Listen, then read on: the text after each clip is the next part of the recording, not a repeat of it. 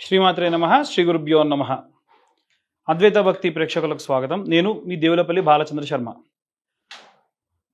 మనందరికీ కూడా వేదాల్లో శాస్త్రాల్లో అసలు పూజ పునస్కారాలు హోమాలు యాగాలు అన్నిటికీ మూలాధార శక్తి ఎక్కడి నుంచి వస్తుంది అంటే దేవాలయం నుంచి గోబ్రాహ్మణుల నుంచి అని అంటారు. అందుకే నిత్య ప్రదక్షిణ చేసేటప్పుడు కూడా స్వస్తి ప్రజాభ్యే పరిపాలయంతాం న్యాయేన మార్గేణ మహిమయీష గోబ్రాహ్మణేభ్య శుభమస్తు నిత్యం లోకా సమస్తా సుఖినో భవంతు. గోవు బ్రాహ్మణుడు సత్సంకల్పంతో ఎప్పుడు కూడా వారి వారి సత్కర్మల్ని ఆచరిస్తూ ఉంటే ఈ యొక్క భూప్రపంచం అంతా విశ్వమంతా కూడా సంతోషంగా ఉంటుంది అని చెప్పడం జరిగింది. అయితే ఇవాళ రేపు సోకాల్డ్ ఒక వ్యక్తి, భగవద్గీతలో కూడా ఉంది గోమాంసాన్ని భుజించవచ్చు అని వెర్రికూతలు కూస్తూ ఉన్నాడు. ఈ విషయం గురించి గతంలో సంతోష్ కుమార్ శర్మ గణపతి గారు కూడా ఎన్నోసార్లు ఈ విషయాన్ని క్లియర్గా చెప్పారు. ధలశ్యామాయ విద్మహే శృంగశోభాయ ధీమహి తన్నో గో ప్రచోదయాత్, మూర్ధపాశాయ విద్మహే సర్వమంగళాయ ధీమహే తన్నో గో ప్రచోదయాత్. సకల మంగళకరమైనటువంటిది, అన్ని దేవతలని కూడా తన యొక్క శరీరం అంతా అణువణువున నింపుకొని పూజనీయంగా ఉండేటువంటిది గోవు. గోవు అత్యంత హేయమైన గాసము తిని విశేషమైనటువంటి శుద్ధమైన పాలనిస్తుంది. గోవు యొక్క ముఖాన్ని పూజనీయంగా కాకుండా గో వృష్ఠభాగం నుండి గొంతు వరకు కూడా విశేషంగా మనం పూజనీయంగా చూస్తాం. వాటి యొక్క కాళ్ళని 4 ధర్మాలుగా 4 వేదాలుగా మనం పూజనీయంగా చూస్తాం.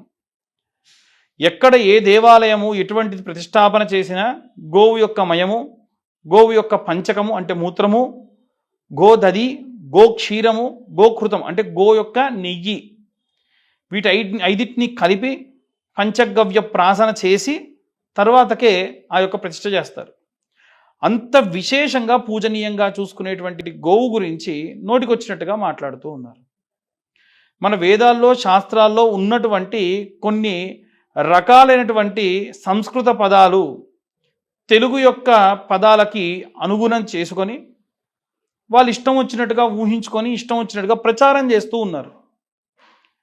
ఉదాహరణకు శ్రీరామచంద్రమూర్తి అరణ్యవాసం చేస్తున్నప్పుడు దుంపలు తిని సంచారం చేశారు అన్నదానికి వరాహ భక్షణ చేసి సంచరించారు అని ఉంటుంది. వరాహ అంటే సంస్కృత భాషలో, అక్కడున్న ప్రాకృత భాషలో అవి దుంపలు అని అర్థం. ఒక రాజు రాజ్యానికి రాజెలా ఉండాలో, అడవికి రాజెలా ఉండాలో అవే ధర్మాన్ని పాటించాడు. అందుకే రాముల వారిని ధర్మాన్ విగ్రహాన్ రామః అని అంటారు. ధర్మానికి ఒక విగ్రహం గనక పోస్తే ఆయనే శ్రీరామచంద్రమూర్తి. కాబట్టి చూసారా, అక్కడ వరాహ అన్నటువంటి పదానికి అది పంది అని, ఆయన పందిని వేటాడి మాంసాహారాన్ని భుజించారు అని మాట్లాడుతూ ఉంటారు.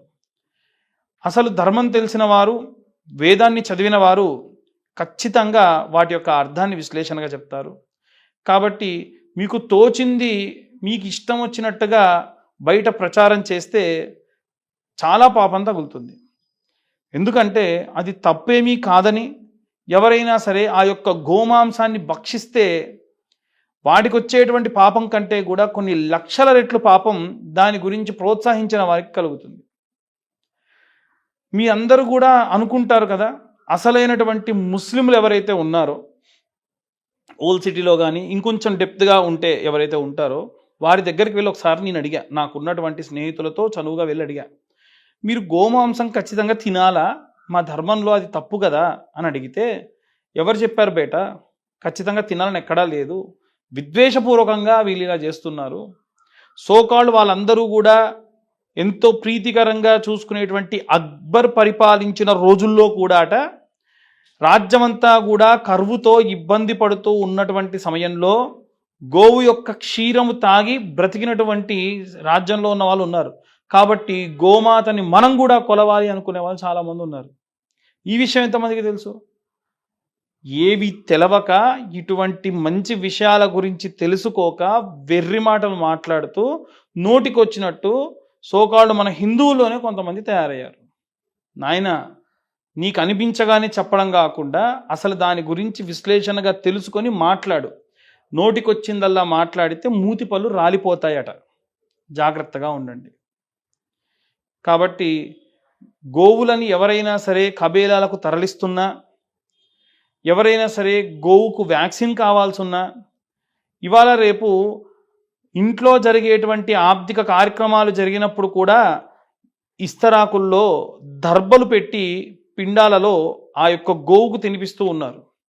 అలాంటివి జరిగినా ఇబ్బంది పడతాయి గోవులు. కాబట్టి వ్యాక్సిన్కి కావాలన్నా వాటి సంరక్షణ కోసం ఎవరైనా కబేలాలకు తరలిస్తున్నా గో సంరక్షణ చేసేటువంటి చాలా సంస్థలు ఉన్నాయి, వాళ్ళకి కాల్ చేయండి.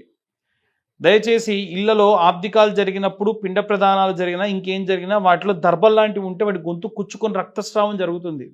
దయచేసి అవి తీసేసి వాటికి ఏవైనా సరే పెట్టండి. పచ్చిగా ఉండేటువంటివి అవి తినడానికి ఇష్టపడతాయి, కానీ కాస్త నానబెట్టిన పదార్థాలు పెట్టాలి. ఇలాంటివన్నీ కూడా పాటించి మన యొక్క గోవుల్ని మనందరం కూడా సంరక్షించుకోవాలని కోరుకుంటూ సర్వే జనా సుఖినో భవంతు. స్వస్తి.